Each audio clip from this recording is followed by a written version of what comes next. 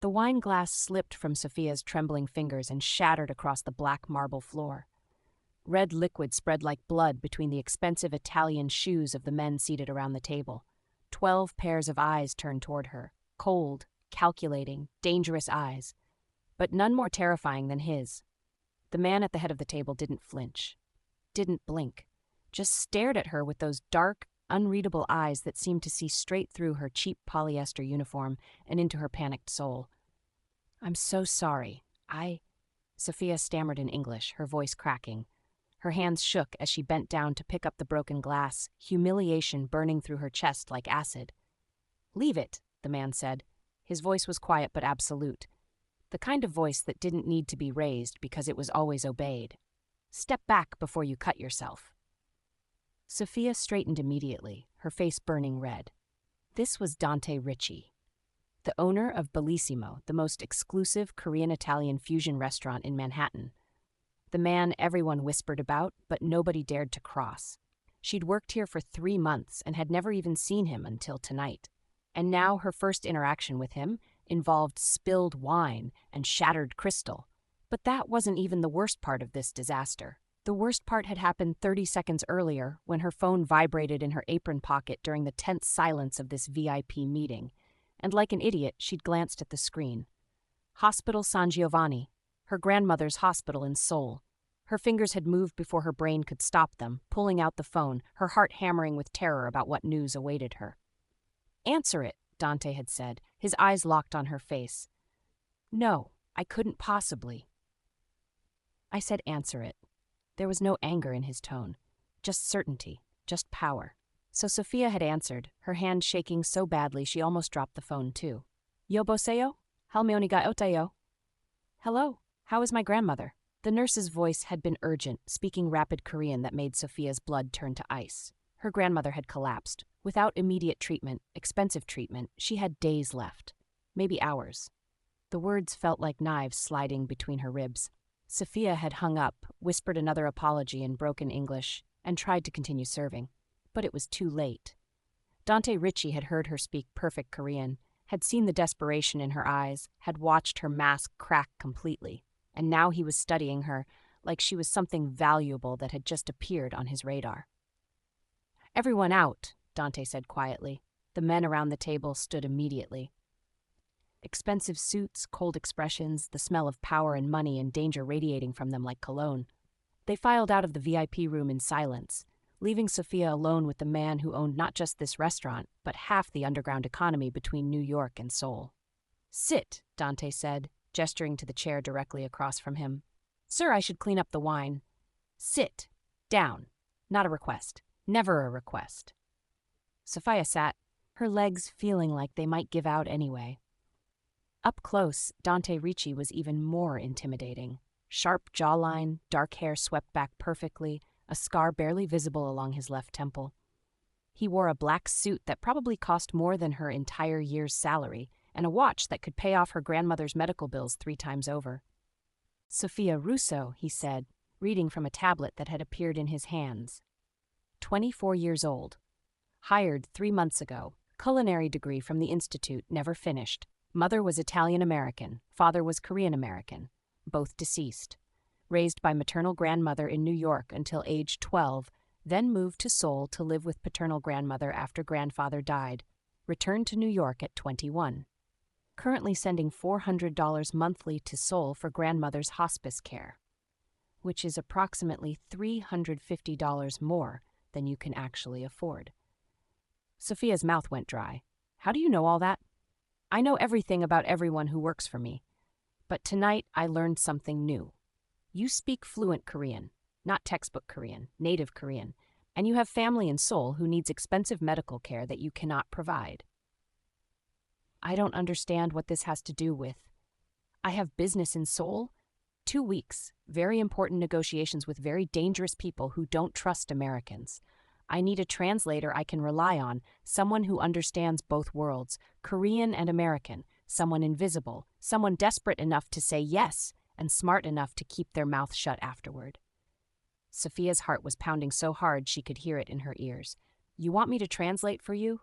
In Seoul?" I'll pay you $50,000, cash. Half up front, half when we return, plus first-class travel, luxury accommodations, and I'll personally arrange for your grandmother to receive the best medical care Seoul has to offer. Private room, specialist team, experimental treatments if necessary, everything. $50,000. Sophia couldn't breathe. She made $32,000 a year working herself to exhaustion at this restaurant. This was life-changing money. This was save her grandmother money. This was everything she'd been desperately praying for. But every instinct in her body was screaming danger. Men like Dante Richi didn't offer $50,000 for simple translation work. There was something else, something darker. Why me? Sophia asked, her voice barely a whisper. You could hire professional translators, people with experience, credentials. Dante leaned forward slightly, and Sophia felt the full weight of his attention like a physical force.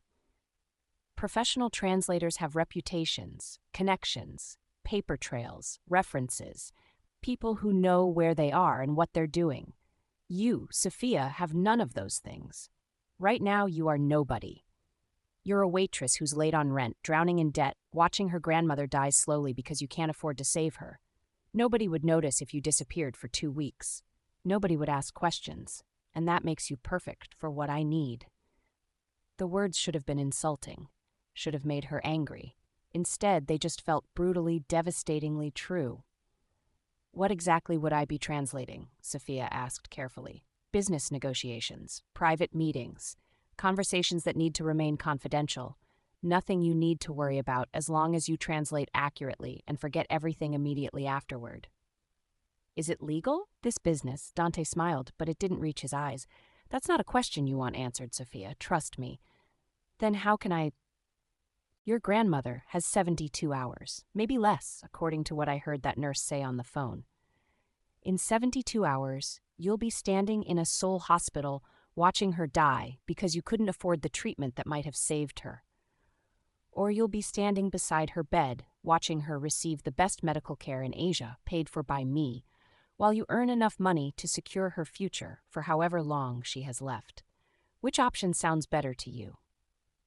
Sophia felt tears burning behind her eyes. This man was a monster, using her dying grandmother to manipulate her, and the worst part was that it was working, because he wasn't wrong. She had 72 hours, and she had exactly $347. When would we leave? The words came out before she could stop them. Friday morning, 3 days from now. That gives you time to arrange things here. Quit your job, pack, prepare mentally for what you're walking into. And if I say no? Dante stood, buttoning his suit jacket with movements so smooth they looked practiced. Then you go back to your life. Keep working here for minimum wage plus tips. Keep sending money you don't have to Seoul. Keep watching the woman who raised you slip away because the universe decided you weren't worth saving. Your choice, Sophia, but you should know something. He walked around the table until he was standing directly beside her chair, looking down at her with those dark, endless eyes. I don't make this offer twice. You walk out of this room without saying yes, and we never have this conversation again. I find someone else, someone more desperate, someone with less to lose, and your grandmother runs out of time while you wonder what might have been different if you'd been brave enough to take the chance. Sophia stood on shaking legs, her mind racing through every possible outcome, every terrible scenario, every reason this was the worst decision she could possibly make. But then she thought about her Halmoni, her grandmother, lying in that hospital bed in Seoul, the woman who'd held her when her parents died. The woman who'd taught her to cook, to speak Korean, to survive when everything felt impossible. The woman who was dying alone because Sophia couldn't afford a plane ticket, let alone the medical care that might buy her a few more precious months. I'll do it, Sophia whispered. Dante's expression didn't change. No smile, no satisfaction, just a slight nod as if he'd known all along what her answer would be. Smart girl. My assistant Alessandra will contact you tomorrow with details. Paperwork, non-disclosure agreements, banking information for the wire transfer. Don't discuss this with anyone. Not your friends, not your roommate, not anyone at this restaurant. As far as anyone knows, you're taking 2 weeks off for a family emergency, which technically isn't even a lie. He walked toward the door, then paused with his hand on the handle. One more thing, Sophia. In my world, loyalty is everything. Competence is expected. But betrayal is unforgivable. You're about to see things and hear things that powerful people would kill to keep secret. If you value your life, you'll remember that every single day we're in Seoul. Then he was gone, leaving Sophia standing alone in the VIP room, surrounded by broken glass and spilled wine and the ruins of her simple, safe, predictable life. She looked down at her hands. They were still shaking. But somewhere underneath the terror and the shock and the disbelief, there was something else. Something that felt almost like hope. Her phone buzzed in her pocket, a text message from an unknown number, just 6 words that made everything terrifyingly real. Wire transfer complete, $25,000. Sophia's legs gave out. She sat down hard in the chair, staring at the message. $25,000. Just like that. No contract signed, no work completed. Just his word and her agreement, and now more money than she'd ever seen in her life sitting in her bank account. She opened her banking app with trembling fingers. The number was there. Real. Impossible. Terrifying. Without thinking, she transferred $15,000 directly to the hospital in Seoul, typed out a message in Korean to the head nurse. Emergency payment for grandmother Park Sunja. Full treatment authorization. Whatever she needs. The response came back in seconds. Crying emojis. Gratitude. Relief. We'll begin the new treatment protocol immediately. She has a real chance now. Sophia sat in that empty VIP room for another 20 minutes, trying to process what had just happened, trying to understand how her life had just completely changed direction in the span of 10 minutes, trying not to think about the warning in Dante's voice when he'd talked about betrayal. Finally, she stood up, smoothed down her uniform, and walked back out into the main restaurant on legs that still didn't feel quite steady. Maria, the head waitress, grabbed her arm immediately. "What happened? Are you fired? Did he yell at you? Oh God, Sophia, I'm so sorry. I should never have assigned you to that table." "I'm not fired," Sophia said quietly. "But I need to talk to the manager. I'm putting in my 2 weeks' notice." Maria's eyes went wide. "What? Why? Did something happen? Did he say something to you?" "Family emergency. I need to go to Seoul. It's my grandmother. She's..." Sophia's voice cracked genuinely. She doesn't have much time left. The lie came easily because it was wrapped around the truth.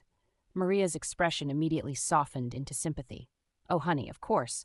Don't even worry about the 2 weeks. Go be with her. Family is everything." That night, Sophia lay in her tiny studio apartment staring at the ceiling, unable to sleep. In 3 days, she would board a plane to Seoul with Dante Richi, a man she didn't know, a man who clearly operated outside the law, a man who'd just bought her cooperation with money she desperately needed and couldn't refuse. She thought about her parents. What would they think of this choice? Her mother, the daughter of Italian immigrants who'd worked herself to death trying to build a better life. Her father, the Korean-American businessman who died in a car accident when Sophia was 7. Would they understand? Would they be disappointed? Would they tell her to run as far and fast as she could from whatever darkness Dante Richi represented? But they were gone. And her grandmother was all she had left. And sometimes survival meant making choices that your younger, more innocent self would never have understood. Sophia's phone lit up with another message, this time from a contact labeled simply Alessandra. A formal, professional message with attached documents, non-disclosure agreements, travel itinerary, instructions, and at the bottom a single line that made Sophia's blood run cold. "Destroy this message after reading. Screenshot nothing. Discuss with no one. See you Friday, 5 a.m. private terminal at Teterboro." Sophia read the documents 3 times, her heart sinking with each page. The NDA was ironclad. She couldn't discuss anything she saw, heard, or translated for Dante Richi. Not ever. Not with anyone. Not even under legal subpoena. There were clauses about international jurisdiction, arbitration in neutral countries, consequences for breach that were spelled out in terrifying detail. This wasn't just a translation job. This was something else entirely. Friday morning came too quickly. Sophia stood outside the private terminal at Teterboro Airport at 4:45 a.m., shivering in the pre-dawn cold despite her jacket. She'd packed 1 suitcase. Everything she owned of value fit easily into one bag, and now she stood watching black SUVs pull up to the terminal entrance. Alessandra emerged from the first vehicle. She was younger than Sophia expected, maybe 30, with sharp features and sharper eyes. Elegant black suit, perfect hair, the kind of woman who looked like she'd never been uncertain about anything in her entire life. "Sophia Russo," Alessandra said. "Not a question, a statement. Right on time. Good. Mr. Richi values punctuality." She gestured toward the terminal. "Follow me. Keep your passport ready. Don't speak unless spoken to. Don't ask questions. Just observe and learn." Inside the private terminal, everything moved with quiet efficiency. No security lines, no crowds, just smooth, practiced movements of people who dealt with wealth and power every single day. Sophia's commercial flight passport felt cheap in her hands. Alessandra led her through glass doors and onto the tarmac, where a sleek white jet sat waiting, engines already humming. "Holy shit," Sophia breathed before she could stop herself. Alessandra's lips quirked in what might have been amusement. "First time on a private jet? First time on any jet." "I've never actually left the country before. Never even left the East Coast." "Well, you're getting the full introduction now. Welcome to How the Other Half Lives." Alessandra climbed the stairs into the aircraft. "Mr. Richi is already aboard. Remember what I said. Observe. Don't ask questions." The interior of the jet looked like something from a movie. Cream leather seats that reclined into full beds, dark wood paneling, a conference table, a full bar, soft lighting that made everything look expensive and exclusive. And there, seated at the conference table with a laptop open in front of him, was Dante Richi. He looked up as Sophia entered, his dark eyes assessing her in one quick glance. "Sit anywhere you'd like," he said, then returned his attention to his screen. "We'll be in the air for approximately 14 hours with one refueling stop in Anchorage. Make yourself comfortable." Sophia chose a seat near the window, as far from Dante as possible without being obvious about it. 2 other men were already on board. Security, she assumed from their builds and the subtle bulges under their jackets that suggested weapons. They didn't speak, didn't even look at her. Just sat near the front of the cabin, alert and watchful. The jet took off so smoothly that Sophia barely felt it. She pressed her face to the window, watching New York disappear below them, watching her old life get smaller and smaller until it vanished into clouds. When she finally turned back, Alessandra was standing beside her seat holding a tablet. "These are the files you'll need to review during the flight," Alessandra said, handing her the device. "Background on the people Mr. Richi will be meeting in Seoul. Their businesses, their interests, their relationships. Study them. Memorize faces and names. You'll be expected to recognize these people on sight and address them appropriately." Sophia took the tablet with numb fingers. The first file made her stomach drop. Kim Jae-sung, age 53, CEO of Hanseong Trading Corporation. Suspected ties to organized crime syndicates operating between Seoul, Tokyo, and Shanghai. Under investigation by Korean authorities for money laundering and smuggling. The photograph showed a distinguished-looking man in an expensive suit smiling at a charity gala. The second file was worse. Park Min-ho, age 47, owner of multiple nightclubs and entertainment venues in Gangnam, known associate of the Gumseong-pa crime family. Multiple arrests, no convictions. Suspected involvement in human trafficking and drug distribution. His photograph showed cold eyes and a smile that never reached them. Sophia scrolled through file after file. Every single person Dante planned to meet was connected to criminal enterprises. Money laundering, smuggling, extortion. These weren't business meetings. These were negotiations between criminals. And she was about to become the voice that facilitated them. "Mr. Richi," Sophia said, her voice cutting through the cabin's quiet hum. "These people, the files say they're criminals, that they're under investigation, that they're dangerous." Dante looked up from his laptop, his expression unreadable. "Yes, they are." "So what exactly am I translating? What kind of business are you conducting with these people? The kind that keeps very powerful people very wealthy, the kind that operates in the gray spaces between legal and illegal, the kind that you really don't want to know too many details about, Sophia. That's not good enough. I deserve to know what I'm walking into." Dante closed his laptop slowly, deliberately. Then he stood and walked over to where Sophia sat, settling into the seat across from her with movements that were almost lazy. but there was nothing lazy about his eyes. You want honesty? Fine, I'll give you honesty. I facilitate connections between people who need things moved discreetly across international borders. Art, antiquities, luxury goods, sometimes pharmaceuticals, sometimes cash. I don't ask too many questions about origins or destinations. I just make sure things get from point A to point B without attracting attention from customs officials or law enforcement. It's lucrative, it's dangerous, and it's absolutely not something you should feel comfortable with. Then why? Because your grandmother is currently receiving her third dose of an experimental cancer treatment that costs $15,000 per session. Because you accepted $25,000 from me, knowing damn well it wasn't for legal work. Because you're already complicit, Sophia. You became complicit the second you said yes in that VIP room.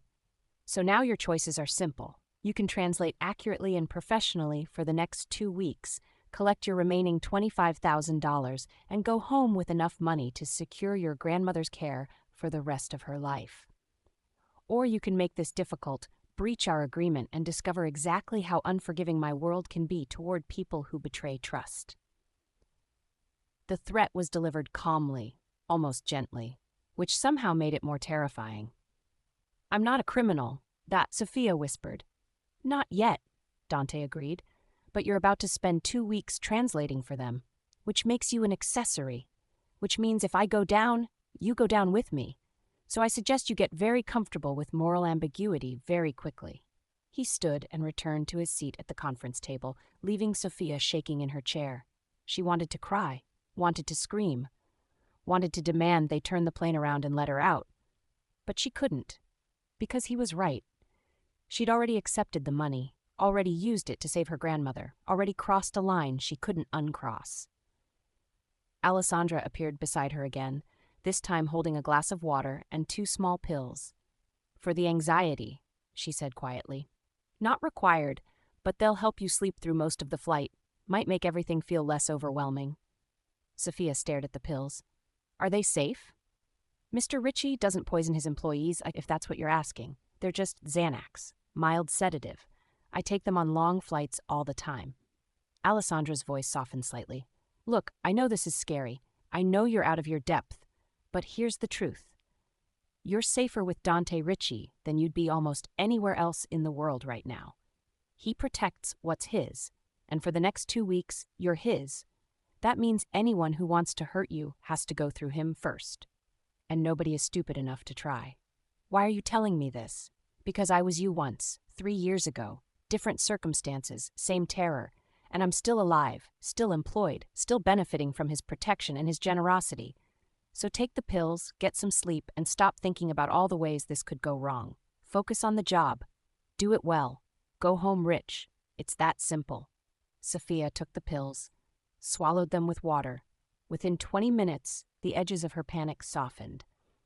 Within 40 minutes, she was asleep, slumped against the window as the jet carried her towards Seoul and a future she couldn't predict and didn't understand.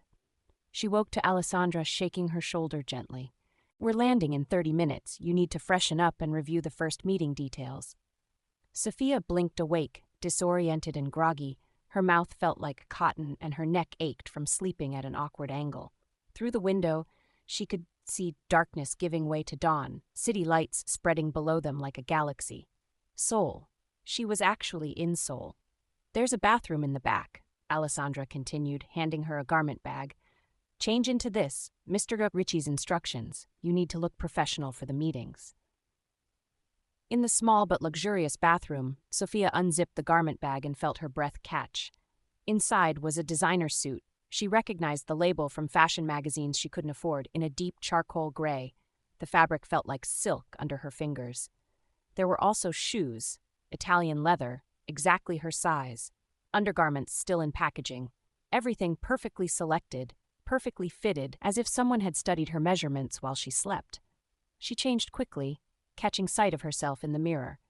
She barely recognized the woman staring back. The suit fit perfectly, making her look older, more sophisticated, more like someone who belonged in Dante Richi's world. Her reflection looked capable, professional. Nothing like the terrified waitress who'd boarded this plane in New York. When she emerged, Dante looked up and gave a slight nod of approval. Much better. Remember, in Seoul, you're not Sophia the waitress. You're Sophia Russo, my personal translator and assistant. You speak when spoken to. You translate exactly what's said, nothing more, nothing less. You don't offer opinions. You don't react to what you hear. You're invisible except when your voice is needed. Understand? Yes, Sophia said, surprised by how steady her voice sounded. Good. Our first meeting is 2 hours after we land. Kim Jae-sung at his office in Gangnam. He's cautious, intelligent, and absolutely ruthless. He'll test you. Test your Korean. Test your composure. Test whether you're trustworthy. Pass his test and the rest of the trip becomes easier. Fail, and we have problems.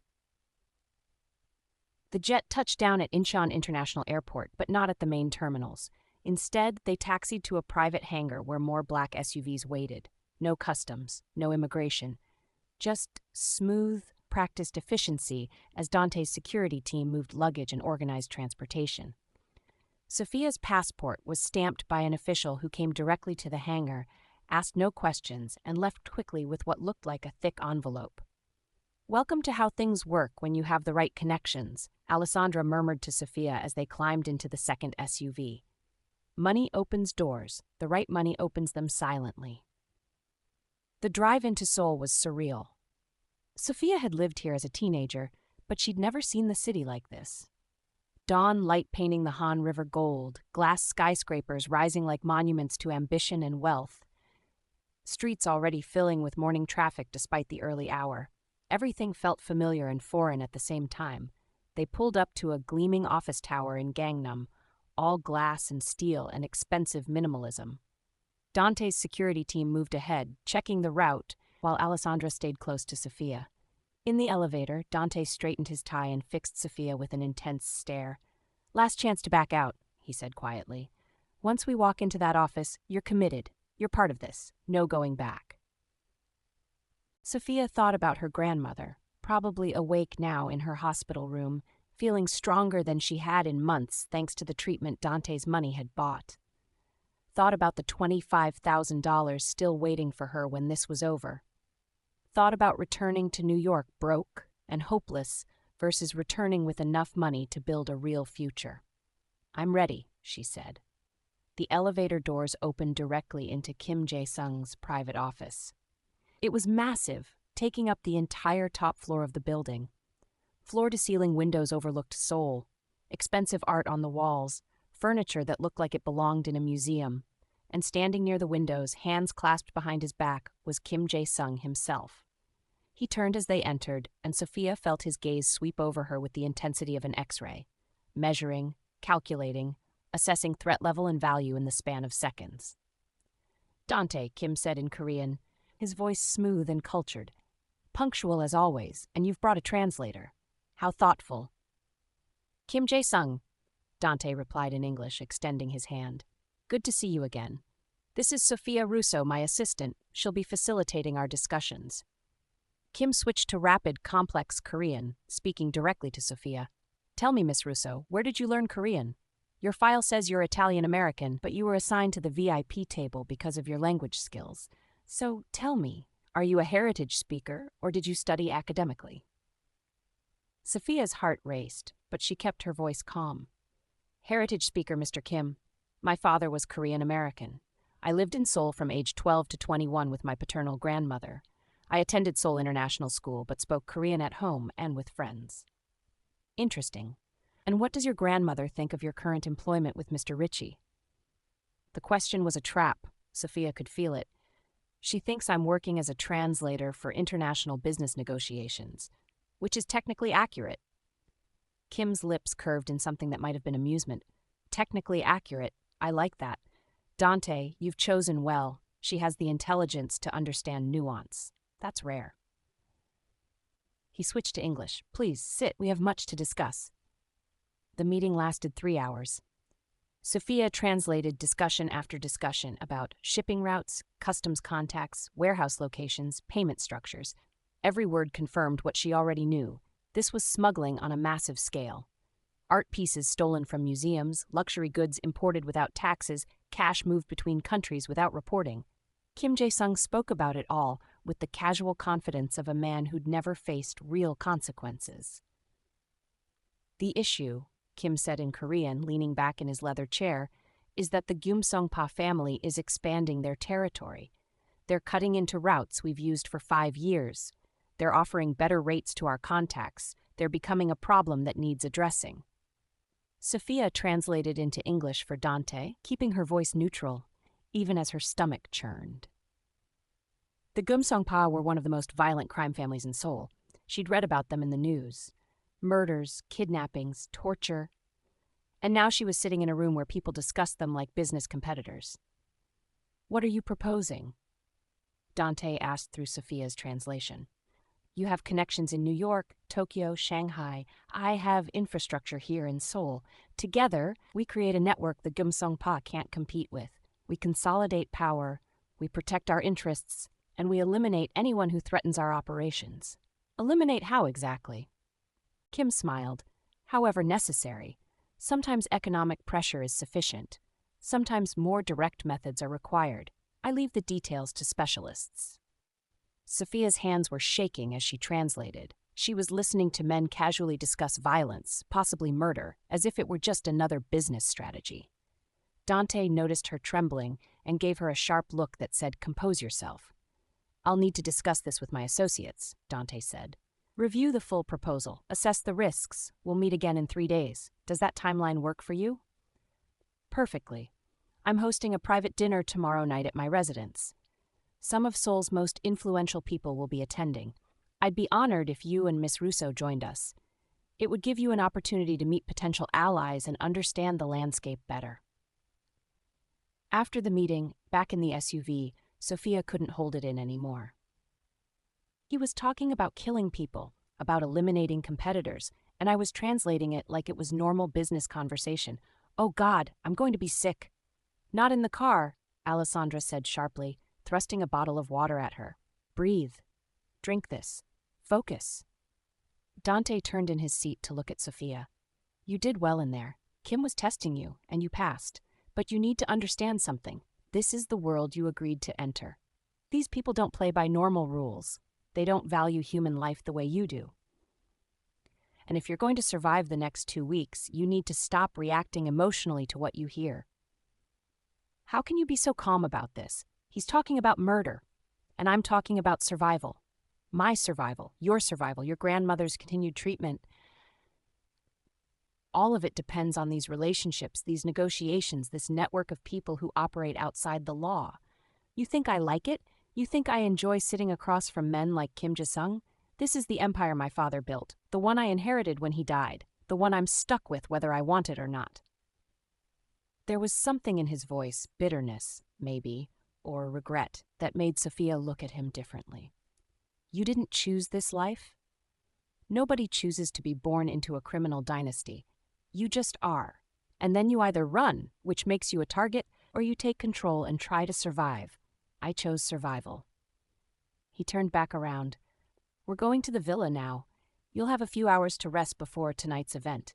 Use the time wisely. Prepare yourself mentally, because tomorrow's dinner will make today's meeting look like a church social." The villa was in Hanam-dong, one of Seoul's most exclusive neighborhoods. High walls, private security, a traditional Korean hanok house modernized with every luxury imaginable. Sophia was shown to a guest room that was larger than her entire New York apartment. Traditional ondol heated floors, sliding hanji doors, a view of a private garden with a koi pond. It was beautiful and terrifying in equal measure. A knock on the door revealed a woman in her 60s, elegant in a simple hanbok. "Miss Russo," she said in Korean. "I'm Mrs. Yoon. I manage Mr. Richi's household here in Seoul. If you need anything during your stay, please ask. Dinner will be served at 7. Mr. Richi requests you join him." "Thank you," Sophia replied in Korean, grateful for the kindness in the woman's eyes.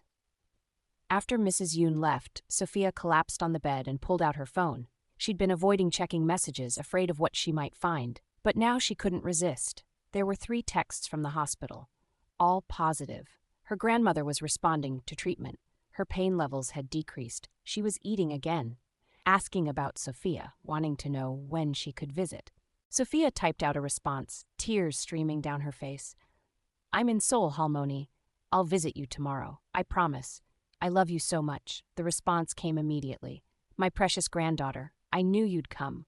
I can feel myself getting stronger. The doctors say it's a miracle, but I know it's you. It's always been you, my miracle." Sophia cried harder, clutching the phone to her chest. This was why she was here.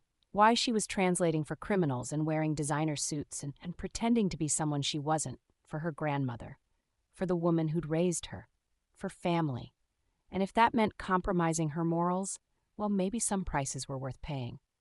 Dinner that evening was just Sophia, Dante, and Alessandra at a low table in the villa's traditional dining room.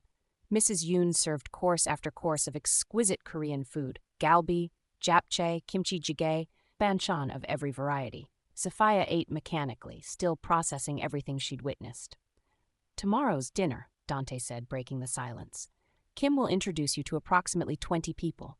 Politicians, business owners, entertainers, all of them connected to various criminal enterprises, all of them dangerous in their own ways. Your job is simple. Translate, smile, be polite, remember everything you see and hear."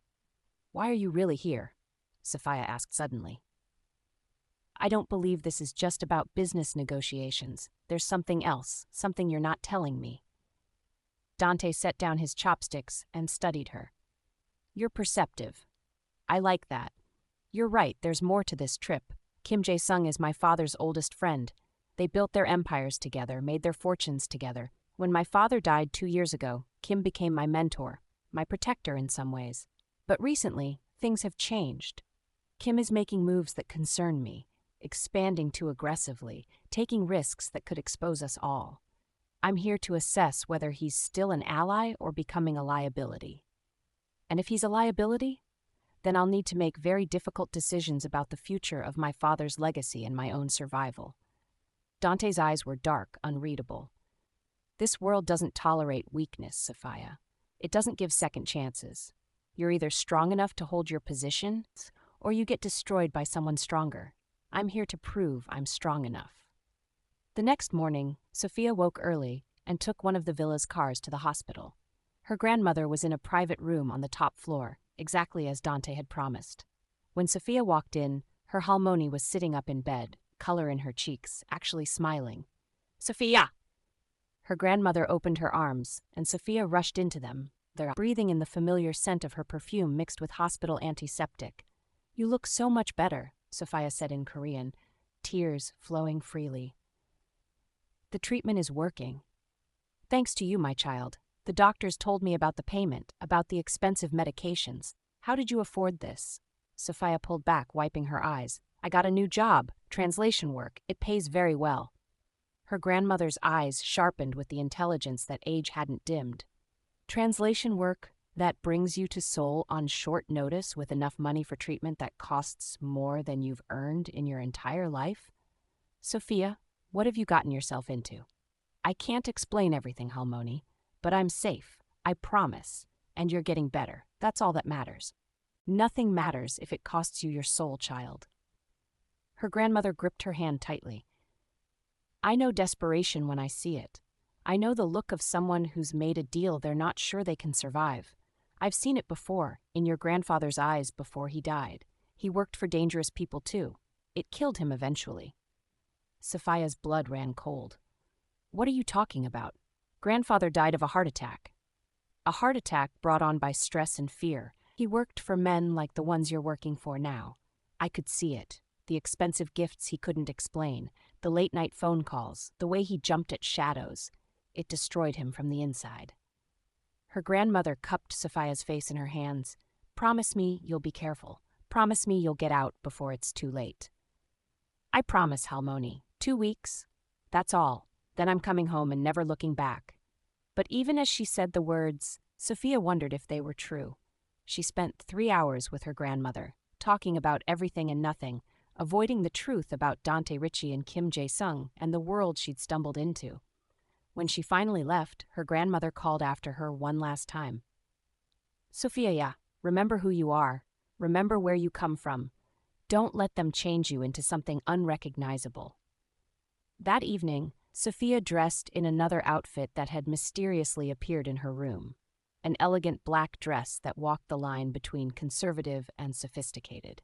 Alessandra came to help with her hair and makeup, transforming her into someone who looked like they belonged at a dinner party with Seoul's criminal elite. "Nervous?" Alessandra asked, applying the final touches of lipstick. "Terrified." "Good. Fear keeps you sharp.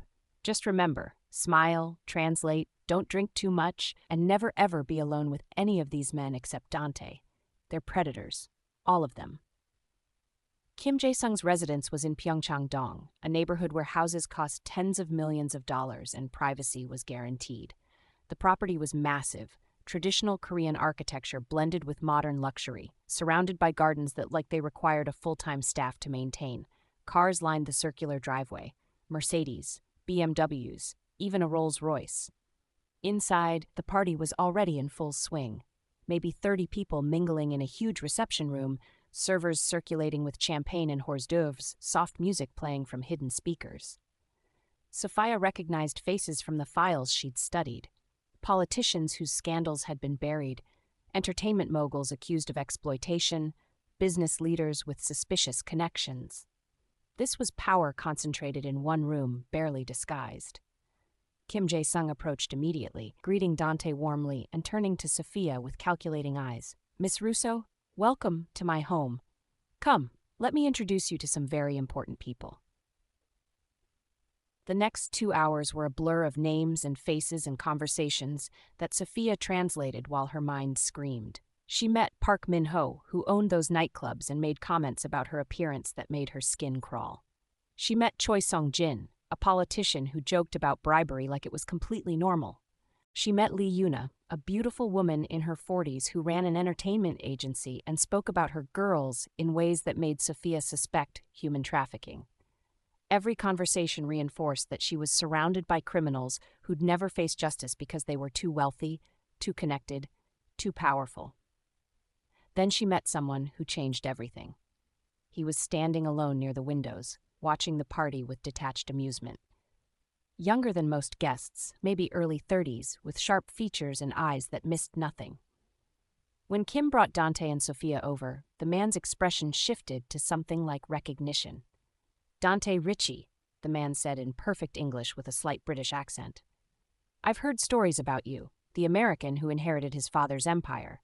They say you're smarter than he was, more careful, less prone to violence." "And you are?" Dante asked, his tone neutral, but his posture tense. "Kwon Jae-hyun. I represent certain interests in Seoul, interests that occasionally overlap with yours." He turned to Sophia, switching to flawless Korean. "And you must be the translator everyone's been whispering about, the American girl who speaks Korean like a native. Fascinating choice, bringing her into this world." Sophia translated for Dante, but something about Kwon Jae-hyun made her deeply uneasy. His smile was too sharp, his gaze too knowing. "What interests do you represent exactly?" Dante asked through Sophia. "Let's just say I facilitate resolutions when business disagreements become personal. I'm very good at making problems disappear." The threat in his voice was barely concealed. "Kim mentioned you're exploring partnerships in Seoul. I wanted to introduce myself, to make sure you understand the landscape. There are territories here, rules, boundaries. Breaking them has consequences." "I'm aware of the landscape," Dante replied coolly, "and I'm not interested in stepping on anyone's territory." "Good, then we'll get along perfectly. Enjoy the party, Mr. Richi. Miss Russo." Kwon Jae-hyun's eyes lingered on Sophia for a moment too long before he walked away. "Who was that really?" Sophia whispered to Dante. "Trouble. That was trouble." Dante's jaw was tight. "Stay close to me for the rest of the evening. Don't talk to him again if he approaches. And definitely don't let yourself be alone anywhere." The party continued, but the atmosphere had shifted. Sophia noticed Kwon Jae-hyun watching them from across the room, his expression calculating. She noticed other men whispering in corners, their eyes flicking toward Dante. Something was wrong. Something was building beneath the surface of champagne and polite conversation. Around midnight, Kim Jae-sung called for attention and made a toast in Korean. Sophia translated quietly for Dante.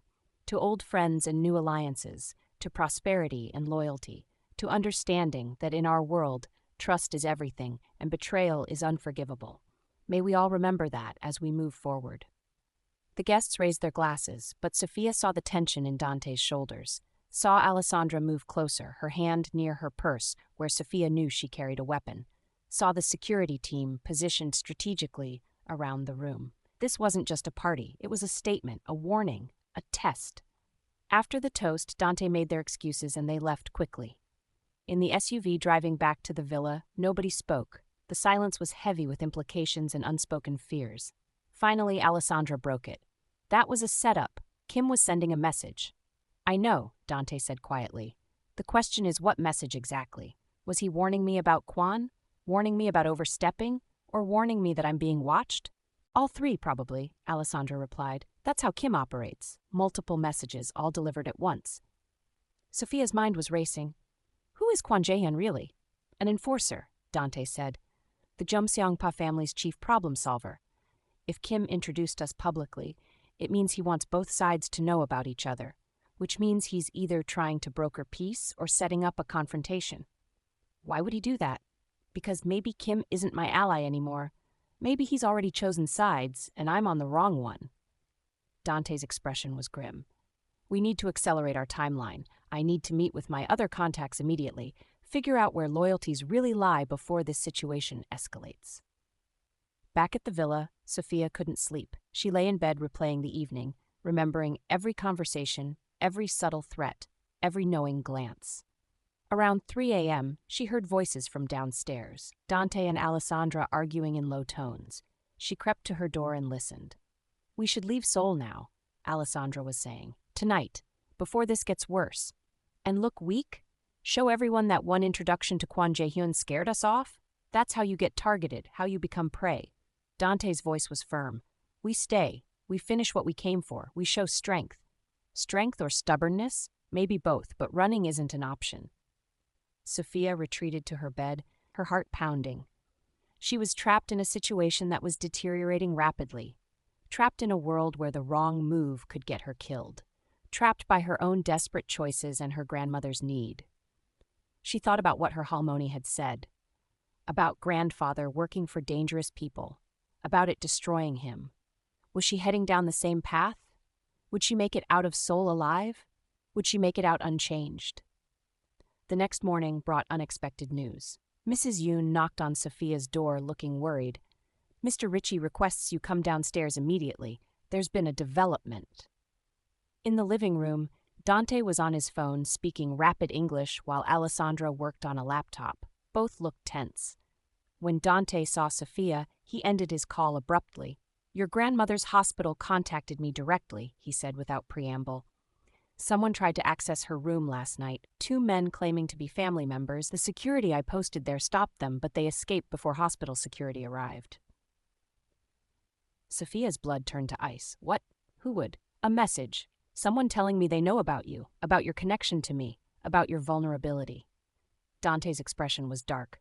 I've tripled security at the hospital. Your grandmother is safe. But this changes things. Who sent them?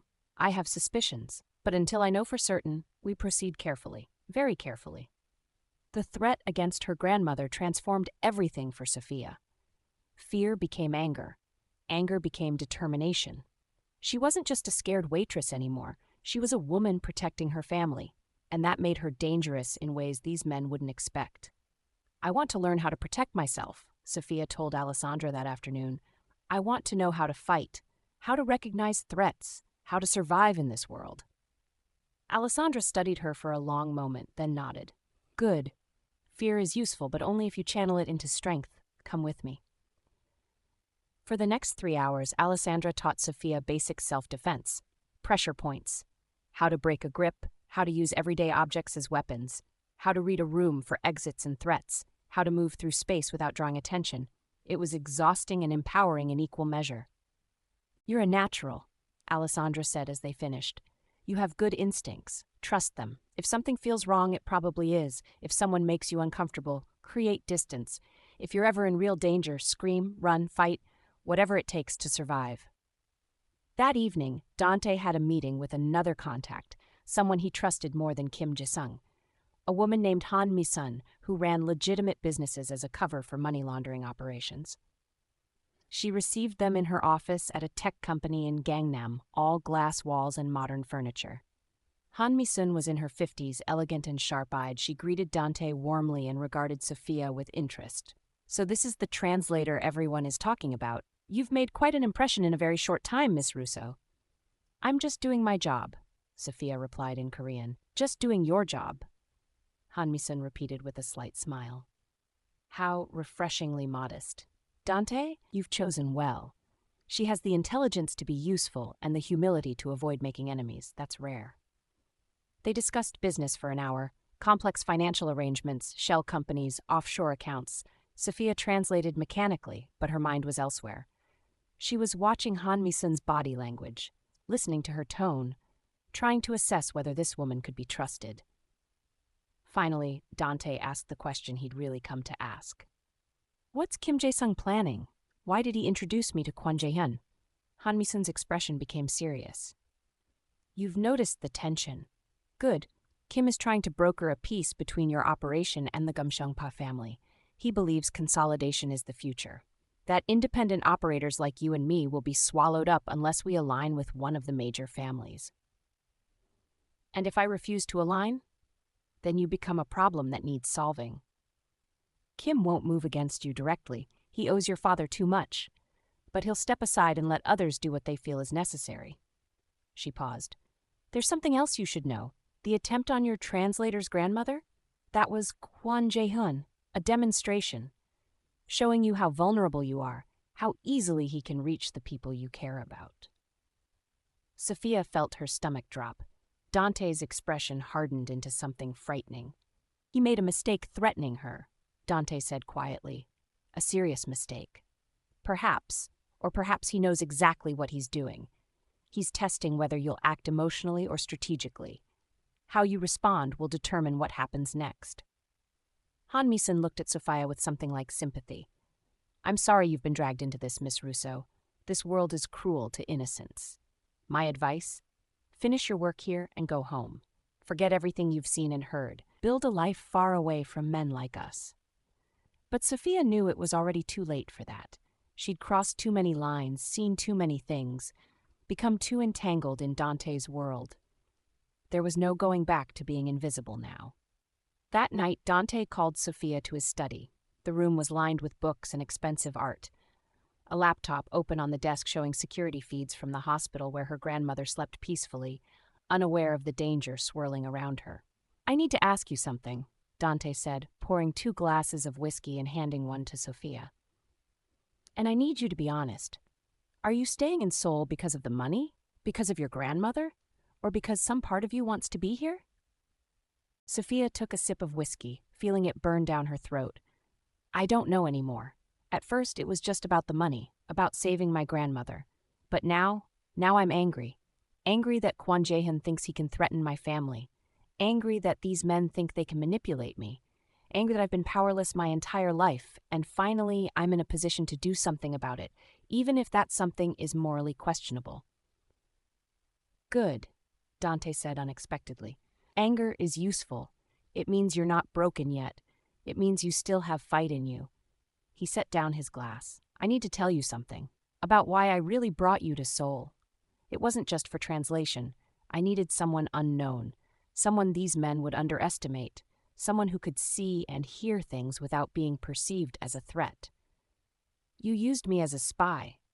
I used you as an asset. There's a difference, and you've proven more valuable than I anticipated. You notice things, you read people, you have instincts that my usual associates lack because they've been in this world too long." He leaned forward. "I'm going to give you a choice. We can finish our 2 weeks as planned. You translate, collect your money, go home. Or you can stay involved. Help me navigate what's coming with Kim and Kwon, and in return, I'll teach you how to operate in this world, how to use power instead of being used by it." "Why would you offer that?" "Because I see something in you, Sophia. Potential that's being wasted serving pasta to rich people who don't even see you. You're smart, you're adaptable, you're resourceful. Those qualities make you dangerous if cultivated properly, and I could use someone dangerous on my side."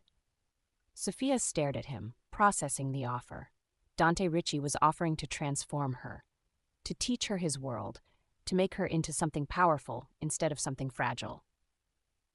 Part of her recoiled from the idea, But another part, a part she hadn't known existed until this trip, was intrigued, tempted, hungry for the power and agency she'd never had. "I need time to think about it," she said finally. "You have until we leave Seoul. Think carefully. This decision will define the rest of your life." The next several days were a whirlwind of meetings, negotiations, and escalating tension. Sophia translated for Dante as he met with various players in Seoul's underworld, piecing together alliances and identifying threats. She learned to read the subtle signals: who was lying, who was afraid, who was dangerous. She learned to present herself as invisible while being hyper-aware of everything around her. And every night, she visited her grandmother at the hospital, watching her grow stronger day by day. Knowing that this miracle came with a price, Sophia was still calculating. On their 9th day in Seoul, everything came to a head. Dante received a message from Kim Jae-sung requesting an urgent meeting. Just the two of them, and Sophia to translate. No security, no backup. A show of trust, Kim called it. Dante knew better. "It's a trap," Alessandra said immediately. "You walk into that meeting, you might not walk out." "Probably," Dante agreed. "But refusing makes me look weak, makes me look afraid. I have to go." "Then I'm going with you," Sophia said. Everyone turned to stare at her. "Absolutely not," Dante said. "You need a translator. That's me. And Kim specifically requested I be there, which means he wants me there for a reason. Maybe to witness something, maybe to use against you. But my absence would be noticed." Sophia met his eyes steadily. "I'm going." Dante studied her for a long moment, something like respect flickering in his expression. "Fine, but you follow my lead exactly. You don't argue, you don't question, you translate, and you stay quiet. Understood?" "Understood." The meeting was at a private restaurant in Itaewon, closed to the public for the occasion. When they arrived, Kim Jae-sung was already there, seated at a low table with Kwon Jae-hyun beside him. The betrayal was obvious. Kim had chosen sides, and it wasn't Dante's. "Dante," Kim said in Korean as they entered. "Thank you for coming. Please, sit. We have important matters to discuss." Sophia translated, her voice steady despite her racing heart. Dante sat across from Kim, his expression unreadable. Sophia knelt beside him, acutely aware of Kwon Jae-hyun's predatory gaze. "I've been thinking about our conversation," Kim continued, "about partnerships in the future. I've decided that consolidation is indeed the path forward.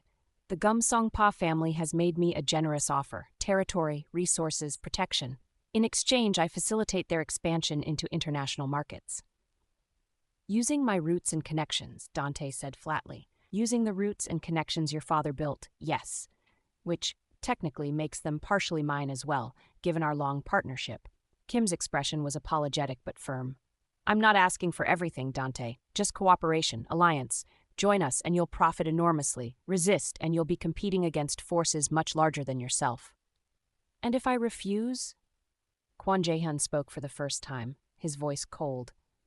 "Then you become a problem, and problems get solved, permanently." The threat hung in the air like smoke. Sophia's hand moved subtly toward her purse where she'd hidden a small knife Alessandra had given her. Dante noticed the movement and gave the slightest shake of his head. "Not yet." "You're forgetting something," Dante said calmly. "My father didn't just build roots and connections. He built loyalty. He built relationships based on trust and mutual benefit. The people who work with me do so because they choose to, not because they're forced. You think the Gumsongpa can just take over those relationships? You're wrong." "We'll see," Kim said. "I'm giving you 1 week to decide, Dante. Join us willingly or be absorbed forcibly. Either way, the old order is ending. Adapt or disappear." Dante stood slowly, his movements controlled and deliberate. "I think we're done here. Sophia, we're leaving." But as Sophia rose to follow, Kwon Jae-hyun moved faster. He was suddenly beside her, his hand gripping her arm with bruising force. "Actually, Miss Russo stays. Insurance, to make sure Dante considers our offer seriously."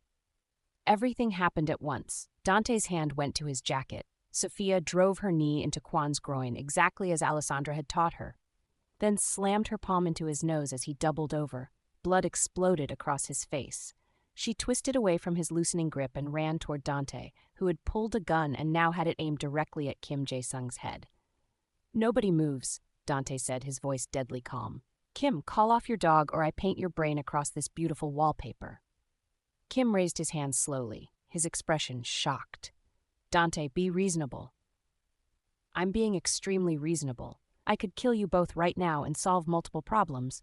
Instead, I'm giving you a chance. Tell Quan to back off. Let us leave. And pray I don't decide to burn down everything you've built. Quan was still on the floor, blood streaming from his nose, murder in his eyes. But Kim made a sharp gesture and spoke in Korean. Let them go. This isn't the time. You just made the biggest mistake of your life. Quan spat at Sophia in Korean, his voice thick with blood and rage. You have no idea what you've done.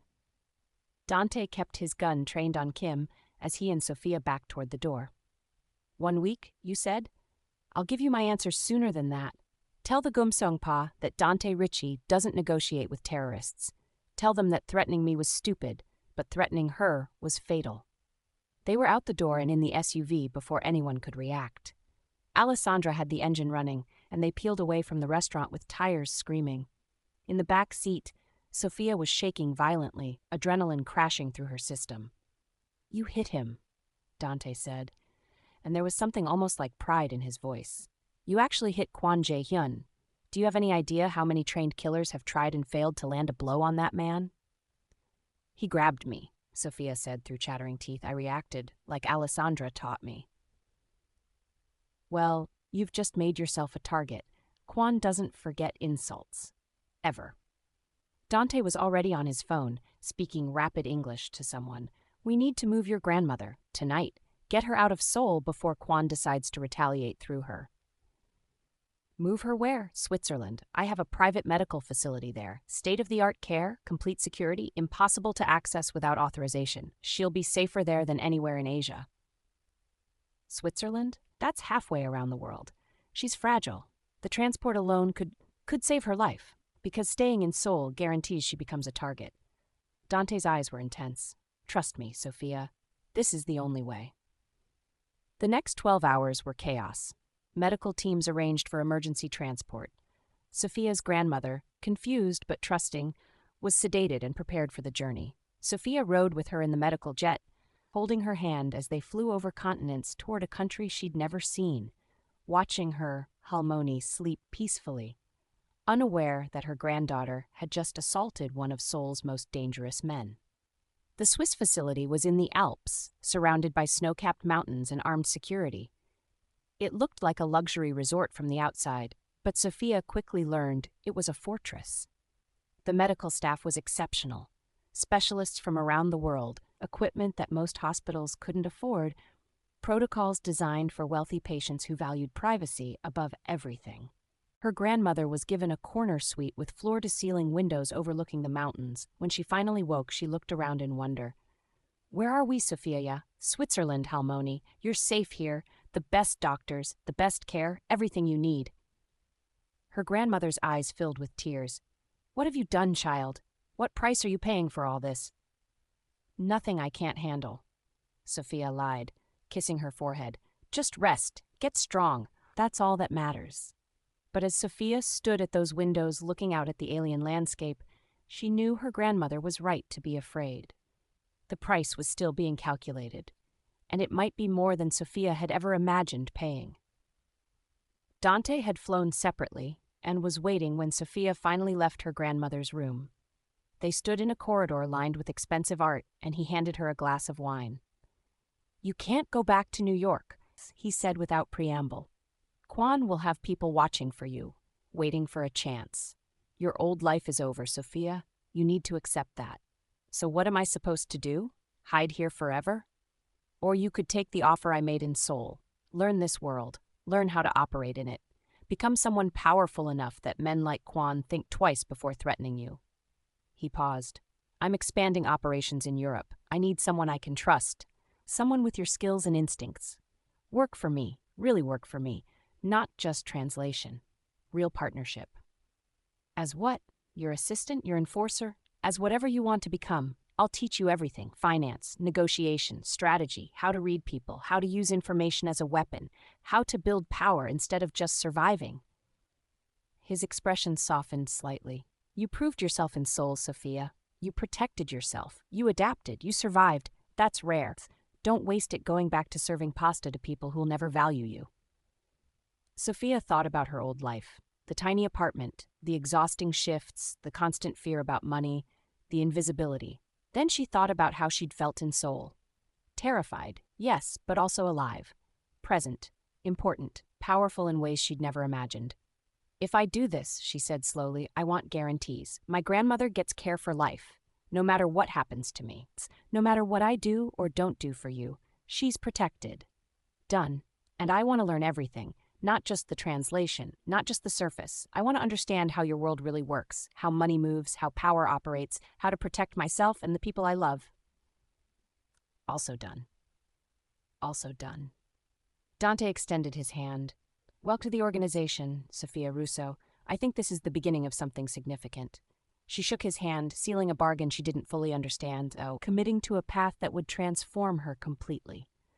For better or worse, she was no longer the invisible waitress from New York. She was something else now, something harder, something dangerous. The next 6 months were an education unlike anything Sophia had imagined. Dante kept his word. He taught her everything. She learned about shell companies and offshore accounts, about how legitimate businesses could hide illegal operations, about the networks of lawyers and accountants and politicians that made organized crime possible. She learned to read financial statements, to spot money laundering, to understand the complex web of international commerce and corruption. She also learned about violence. Not how to commit it, Dante had people for that, but how to recognize it, anticipate it, survive it. She trained with Alessandra daily. Self-defense became second nature. Weapons training, threat assessment. Escape and evasion, she became harder, sharper, more capable, and through it all, she visited her grandmother every day, watched her grow stronger, watched color return to her cheeks and light return to her eyes. The experimental treatment was working. The cancer was in remission. Her Halmoni was actually going to survive. "You're different," her grandmother said one afternoon as they sat together in her sunny room. "Harder, sadder. What are they doing to you, Sophia?" "Teaching me how to survive," Sophia replied honestly. "Teaching me how to never be powerless again. And is it worth it? This power you're building, is it worth your soul?" Sophia didn't have an answer. Not then. Maybe not ever. During those months, Dante dealt with the situation in Seoul. Sophia didn't know all the details. She was kept deliberately isolated from the violence, but she knew that Kim Jae-sung disappeared from public life, that Kwon Jae-hyun suffered a mysterious accident that left him hospitalized for weeks, that the Gumseong-pa family's expansion into international markets stalled completely. Dante had responded to threats with overwhelming force, and the message was received. Nobody touched what was his. And somewhere along the way, Sophia realized she'd become what was his. Not as property. Dante never treated her that way, but as part of his inner circle, as someone he trusted, as someone valuable, important, powerful. Their relationship shifted too. Subtle at first. Conversations that went deeper than business. Moments when his guard dropped, and she saw vulnerability beneath the cold exterior. Late nights working together where professional boundaries blurred into something else. Something neither of them acknowledged but both felt. "Why did you really choose me?" Sophia asked him one night in his office, both of them exhausted after a complex negotiation with Swiss bankers. Dante looked up from his laptop, considering the question. "Because you were invisible, and I've spent my entire life being too visible, too watched, too constrained by expectations and legacy. You represented something I'd never had, freedom to move without everyone knowing who you were and what you represented. And now? Now you're not invisible anymore. Now you're someone people notice, someone they respect, someone they fear a little, which is smart." He stood and crossed to where she sat. "Now you're someone I trust, which is rarer than you might think." "Do you trust anyone else?" "Alessandra, a few others. But trust in my world is complicated. It's always contingent, always temporary. People change, loyalties shift, power corrupts." He paused. "You're different. You didn't choose this life for power. You chose it for love, to save your grandmother. That makes your loyalty more reliable, more genuine. I'm not sure I chose it at all. I think it chose me." "Maybe, or maybe you've always had this in you, this capacity for strength and ruthlessness, and you just needed the right circumstances to reveal it." His eyes were dark, intense. "I see you, Sophia. All of you. Not just the translator, not just the protégé. I see the woman who broke Kwon Jae-hyun's nose, who learned my world in months when most people take years, who visits her grandmother every day despite everything, who maintains her humanity even as she learns inhumanity. I see all of it. And He stopped himself, but the unspoken words hung between them. Charged, dangerous, full of implications neither was ready to explore. That night marked a turning point. They both knew it, though neither spoke of it directly. The professional relationship had evolved into something more complex, more personal, more dangerous in its own way than anything they faced from external enemies. 2 weeks later, Dante asked Sophia to accompany him to Milan for a business meeting. Just the two of them, no security detail, no Alessandra. It was the first time he'd trusted her to operate completely independently at his side. The meeting was with an art dealer, one of the legitimate faces for Dante's less legitimate operations. Over dinner at an exclusive restaurant, the dealer explained a situation. A stolen painting was being offered for sale. Renaissance masterpiece. Taken from a private collection in Florence, worth millions. The dealer wanted Dante's network to move it quietly to a buyer in Dubai. No, Dante said simply. The dealer looked surprised. No, but the commission would be substantial, millions for you personally.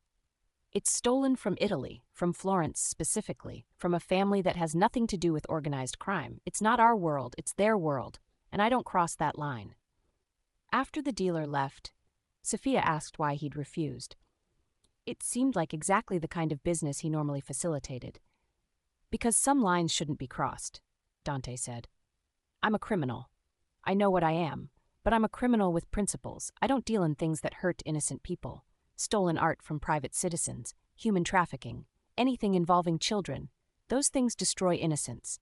I already have enough sins to answer for. I don't need those on my conscience, too. You have a conscience? Unfortunately, yes. My father didn't. He would have taken that deal without hesitation. But I'm not my father.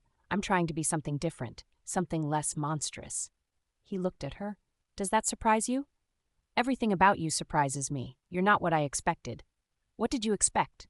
A monster, a sociopath, someone who didn't care about anything except money and power. Sophia paused. But you care about your people, about loyalty, about those principles you mentioned. You saved my grandmother not because you had to, but because you could. That's not what monsters do. Don't romanticize me, Sophia. I've done terrible things, things that would horrify you if you knew the details.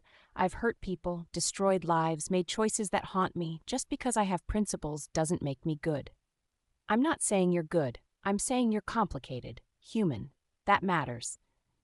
They walked along the Milan streets after dinner, and for once, Dante seemed almost relaxed, almost normal.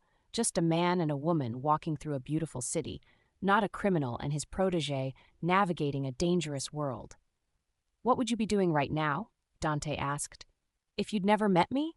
If you'd turned down my offer in that VIP room? Sophia considered. Probably working double shifts at some other restaurant, watching my grandmother die, drowning in debt, feeling invisible and powerless, hating every day. She looked at him. Is that better than this? Than feeling powerful but morally compromised? Than having money but losing innocence? I honestly don't know. Most people would say yes, would say that poverty with clean conscience is better than wealth with dirty hands. Most people have never watched someone they love die because they couldn't afford treatment. Most people have never felt truly powerless. Once you have, clean conscience becomes a luxury you can't afford. Dante stopped walking and turned to face her. The Italian streetlights cast shadows across his face, making him look younger, more vulnerable. I'm going to tell you something I've never told anyone. That offer I made you in Seoul, about joining my organization, learning everything. I didn't make it because I needed a translator or even an assistant. I made it because I was lonely, surrounded by people who fear me or want to use me, but nobody who actually sees me. And you saw me, Sophia. From that first conversation in the VIP room, you saw through all the power and control to the person underneath. That's rare. That's valuable. That's why I really wanted you to stay. Sophia's heart was racing. This was confession. This was vulnerability she never expected from him. Dante, let me finish. For 6 months, I've watched you transform, become stronger, harder, more capable, and every day I've been terrified that transformation would destroy the parts of you I value most. Your compassion, your connection to your grandmother, your ability to see humanity even in people like me. But it hasn't. You've become powerful without becoming cruel. That's extraordinary. What are you saying? I'm saying this stopped being just business months ago. I'm saying I care about you in ways that are extremely inconvenient and probably dangerous. I'm saying that for the first time in my life, I want something more than power and survival. I want. He stopped, frustration crossing his face. I don't even know what I want. I've never let myself want anything personal. It's a weakness, a vulnerability. Sophia stepped closer, her hand finding his. Maybe vulnerability isn't always weakness. Maybe it's the only thing that makes us human instead of monsters. They stood there in the Milan street, their complicated history and uncertain future suspended between them. Then Dante kissed her, and it was nothing like Sophia expected. Not aggressive or controlling, but gentle, almost tentative, as if he was afraid she might disappear. When they pulled apart, Sophia was crying. We're insane. This can't work. I know, you're a criminal. I'm your employee. We're from completely different worlds. I know, my grandmother would be horrified. Probably. So why does it feel right? Dante smiled, a real smile, rare and genuine, because sometimes the wrong choices lead to the right places. Or maybe we're both just broken enough that we fit together despite everything. They spent the night together in Milan, and it changed everything. Not just physically, though that was significant, but emotionally. They'd crossed a line that couldn't be uncrossed. What had started as a desperate transaction in a New York restaurant had evolved into something neither had anticipated or planned. Something real, something dangerous in its own way. Over the following year, their relationship deepened.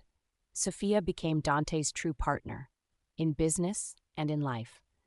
She handled negotiations he trusted no one else with. She made decisions that affected millions of dollars. She became known in their world as someone formidable in her own right, not just as Dante Richi's translator or assistant, but as Sophia Russo, a woman who commanded respect and wielded genuine power. Her grandmother watched these changes with mixed emotions. She was healthy now, the cancer in full remission, her life extended by years thanks to Dante's money and connections. But she saw what Sophia had become, saw the hardness that had replaced innocence, the calculated way her granddaughter spoke, the comfortable way she discussed things that should have horrified her. "Have you lost yourself completely?" her grandmother asked one afternoon. "Or is there still some part of my Sophia underneath this woman you've become?" "I don't know, Halmoni," Sophia answered honestly. "Maybe I've lost myself, or maybe I've found myself. Maybe I was always this person, just waiting for circumstances to reveal it." "And him? This Dante Richi? Do you love him, or do you love what he's given you?" Sophia thought carefully before answering. "Both, maybe. I love him for who he is, complicated and dangerous and surprisingly human, but I also love the life he's given me, the power, the agency, the feeling that I matter, that I can protect the people I love. Is that wrong?" "I don't know, child. I just know that the path you're on rarely ends well. Men like him, worlds like his, they consume people, they destroy them. I don't want that for you. I know, but it's too late to turn back now." And it was. Because Sophia had become integral to Dante's organization, because she'd made enemies who wouldn't forget her, because she'd crossed too many lines and learned too many secrets. The woman who'd served wine in that VIP room was gone. In her place was someone harder, smarter, more dangerous, someone who could negotiate with criminals and smile while doing it, someone who understood power and how to use it. 2 years after that first meeting, Dante proposed, not romantically. They were both too pragmatic for grand gestures, but practically. They were in his study reviewing financial reports when he simply said, "We should get married." Sophia looked up from her laptop. "Why?" "Legal protections. If something happens to me, you need to be able to access accounts, make decisions, control the organization. If something happens to you, I need to be able to protect your assets and your grandmother. Marriage makes sense strategically." "That's the least romantic proposal in history. I'm aware, but romance isn't why I'm asking." He closed his laptop and looked at her directly. I'm asking because I want you legally bound to me in every way possible. Because I want the world to know you're mine and I'm yours. Because I can't imagine my future without you in it. Is that romantic enough? Sophia laughed despite herself. Almost. Try again. Dante crossed to where she sat, dropping to one knee with exaggerated formality. From his pocket, he produced a ring. Simple, elegant, a single diamond that probably cost more than most people earned in a lifetime. Sophia Russo, you are the most extraordinary person I've ever met. You've transformed my world and yourself. You've made me want things I never thought possible. You've given me reason to be something better than the monster I was raised to become. Will you marry me and continue this strange, complicated, probably doomed but absolutely genuine partnership we've built? That's better, Sophia said, tears in her eyes. Yes, obviously yes. They married in a small ceremony in Switzerland, just a few trusted associates, and Sophia's grandmother in attendance. Her Halmoni cried through the entire service, whether from joy or sorrow. Sophia couldn't tell. Maybe both. The reception was simple. No grand celebration, no announcement to their business world. Just dinner with the people who mattered most in a private room overlooking the Alps.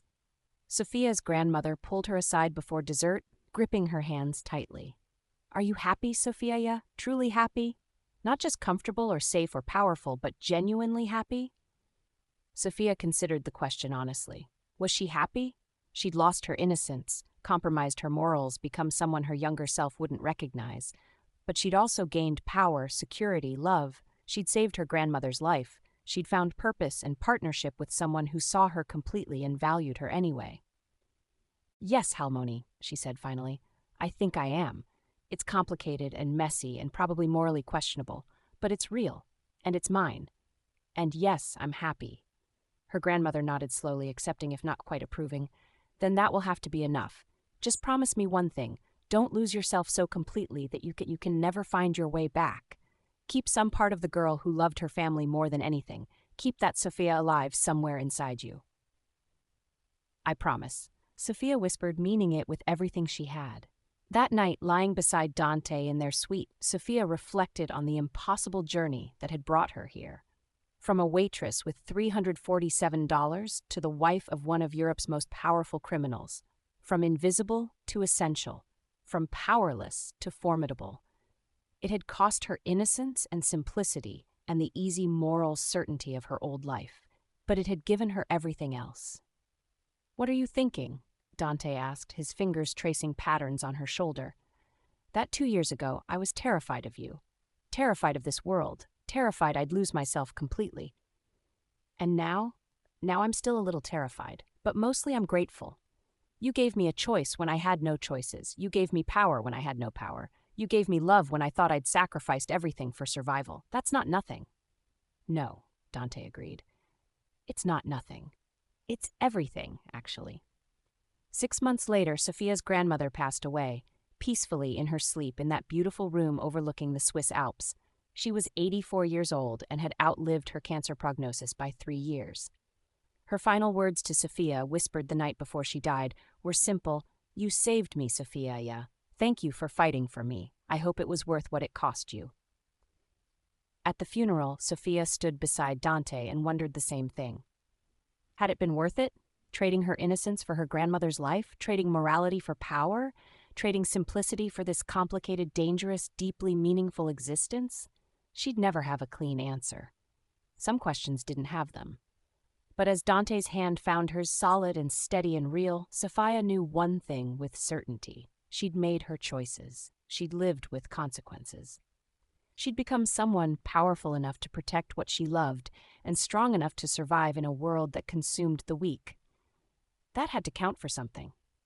The waitress who'd answered a phone call in a VIP room was gone forever. In her place stood Sophia Russo Richi, wife of a criminal empire, wielder of power and secrets, survivor of impossible circumstances, changed, transformed. Forged by fire into something harder and sharper and infinitely more complex than she'd ever imagined becoming. For better or worse, this was who she was now. And she would live with that truth for the rest of her life.